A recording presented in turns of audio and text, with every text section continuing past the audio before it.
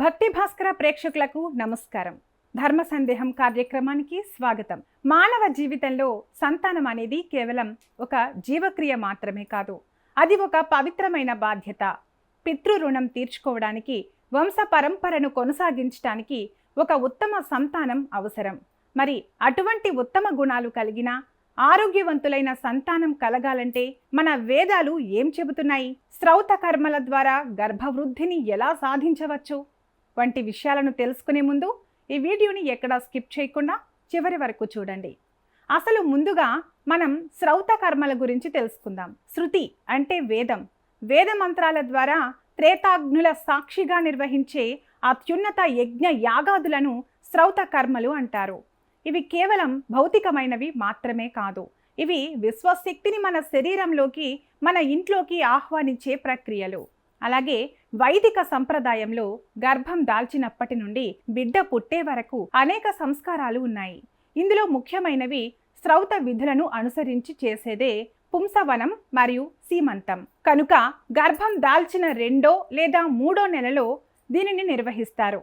పుంసవనం అంటే కేవలం మగ సంతానమని అర్థం కాదు, సమర్థవంతమైన సంతానమని అర్థం. ఈ కర్మలో ఉపయోగించే మంత్రాలు గర్భస్థ శిశువు యొక్క మేధస్సును, శారీరక దృఢత్వాన్ని పెంచుతాయి. వేద మంత్రాల ప్రకంపనలు తల్లి గర్భాశయంపై సానుకూల ప్రభావం చూపి గర్భస్రావం జరగకుండా కాపాడుతాయి. కాబట్టి దీనిని సీమంతోన్నయనం అంటారు. ఇది గర్భవతి అయిన స్త్రీకి మానసిక ఉల్లాసాన్ని, ధైర్యాన్ని ఇచ్చే ప్రక్రియ. వేద మంత్రాల ద్వారా తల్లి మనస్సును శుద్ధి చేయటం వల్ల గర్భంలో ఉన్న శిశువుకు మంచి సంస్కారాలు అందుతాయి. అలాగే పురాణ కాలం నుండి మనం పుత్రకామేష్టి యజ్ఞం గురించి వింటూనే ఉన్నాం. దశరథ మహారాజుకు సంతానం లేనప్పుడు ఋష్యశృంగ మహర్షి ఆధ్వర్యంలో ఒక గొప్ప శ్రౌత కర్మను నిర్వహించారు. యజ్ఞగుండం నుండి వెలువడే హోమధూమం, వేదమంత్రాల ఉచ్చారణ గాలిని శుద్ధి చేస్తాయి. ఈ పవిత్ర వాతావరణం దంపతుల శరీరంలోని దోషాలను తొలగిస్తుంది.